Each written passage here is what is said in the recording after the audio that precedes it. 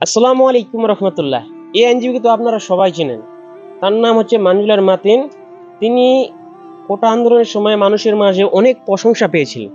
যখন কোটা আন্দোলনের সময় পুলিশরা ছাত্রদেরকে অন্যায়ভাবে গুলি করতেছিল, তখন তিনি কোর্টে একটি রিট করেন।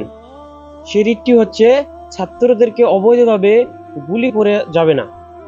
তখন তিনি ছাত্র ও বাংলাদেশের মানুষের কাছে অনেক ভালোবাসা ও প্রশংসা পেয়েছিলেন। কিন্তু বর্তমানে তার একটি ফেসবুক পোস্ট নিয়ে তিনি সমালোচিত। তিনি সমকামিতাকে সমর্থন করেছেন। সমকামিতা, আপনারা নিশ্চয়ই জানেন সমকামিতা বাংলাদেশে কত বড় একটা অপরাধ। সেটাকে তিনি সমর্থন করেছেন এবং তার পক্ষে তিনি ছাপাই গেছেন।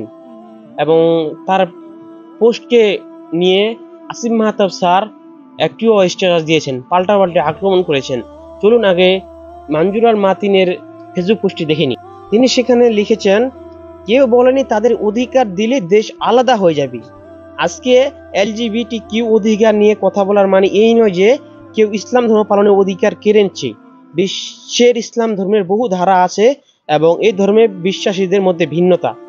তিনি প্রথমেই বোঝাতে চাচ্ছেন যে কেউ সমকামীদের অধিকার দিলেই দেশ আলাদা হয়ে যাবে না, সমকামিতা একটা দেশ হয়ে যাবে না, বা মুসলিমদের একটা দেশ হয়ে যাবে না। আবার তিনি এলজিবিটি কিউ হচ্ছে সমকামিতা। এলজিবিটিকে অধিকার নিয়ে কথা বলার মানে এই নয় যে ইসলাম পালনের অধিকার কেড়ে নিচ্ছে। অর্থাৎ তিনি বলতে যাচ্ছেন সমকামিতাকে অধিকার দিলেই তারা দেশটাকে কেড়ে নিচ্ছে না। এরকম ভাবে একটি বিশাল বড় ফেসবুক পোস্ট তিনি করেন এবং সেটা নিশ্চয় বুঝতে পারছেন তিনি সমকামিতাকে কিভাবে সমর্থন করেছেন। আমাদের একটি ইমানি দায়িত্ব ও আমাদের কর্তব্য হচ্ছে যে এর বিরোধিতা করা। এবং একজন মানুষ যখন কোনো ভালো কাজ করে তখন তিনি নিশ্চয়ই ভালোবাসা ও প্রশংসা পাওয়ার যোগ্য। যখন তিনি খারাপ কাজ করে আবার সেটা ইসলাম বিরোধী কাজ করে, অবশ্যই তিনি ঘৃণার যোগ্য ও খারাপ হওয়ার জন্য যথেষ্ট।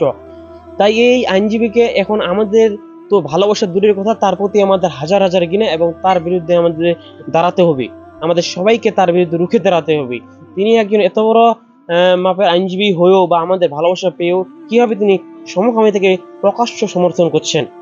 তার এই ফেসবুক পোস্টের বিরুদ্ধে আসিফ মাহতাব স্যার খুব সুন্দর একটি পোস্ট করেছেন। চলুন আসিফ মাহতাবের সেই ফেসবুক স্ট্যাটাসটি দেখে নিই। আমাদের আসিফ মাহতাব স্যার খুব সুন্দর একটি পোস্ট করেছেন এবং তাকে জানিয়ে দিয়েছেন আইন কাকে বলে। তিনি আইনজীবী হয়েও আইন চিনেন না। চলুন আসিফ মাহতাবের সেই ফেসবুক পোস্টটি আমরা দেখে নিই। আসিফ মাহতাব স্যার প্রথমে লিখেছেন, প্রথম কথা হচ্ছে আপনি এলজিবিটিকিউ অধিকার নিয়ে কথা বলছেন, কিন্তু আপনি একজন আইনজীবী। আপনি ভালো করেই জানেন বাংলাদেশের আইন অনুযায়ী এলজিবিটিকিউ অর্থাৎ সমকামিতা অধিকার না, এটা অপরাধ।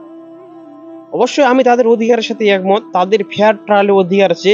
কিন্তু যদি তারা বাংলাদেশে আইন অনুযায়ী অপরাধী প্রমাণিত হয় তাহলে তাদের পেনাল কোড 377 অনুযায়ী 10 বছর কারাদণ্ডের সাজা হবে। তাহলে আপনি জেনে বুঝে বাংলাদেশের আইন যা অপরাধ তাকে অধিকার বলছেন কেন? আরো অনেক কিছু লিখেছেন আসিফ মাহতাব স্যার। তো এটুকুই হচ্ছে মূল সারাংশ। একজন আইনজীবী হয়ে কিভাবে বাংলাদেশে যেটা আইনত দণ্ডনীয় অপরাধ সেটাই কিভাবে তিনি সমর্থন করেন? তাহলে কি তিনি আইন সম্পর্কে জানেন না? সেটা বাংলাদেশে আইন অনুযায়ী সেটা অপরাধ, সেটা ইসলামে সবচেয়ে বড় গুনাহ বা ইসলামেও সেটা অপরাধ। তিনি তো নিজে একজন মুসলিম দাবি করেন, তাহলে তিনি ইসলামও মানেন না, বাংলাদেশের আইনকেও মানেন না। তিনি কিরকম আইনজীবী? তার বিরুদ্ধে আমাদের অবস্থান করতে হবে।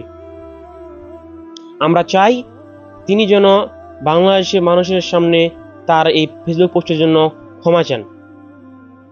আপনাদের মতামত কমেন্টে জানিয়ে দিবেন। আমাদের ভিডিও যদি আপনাদের ভালো লেগে থাকলে অবশ্যই আমাদের চ্যানেলটি সাবস্ক্রাইব করবেন। আসসালামু আলাইকুম রহমতুল্লাহ।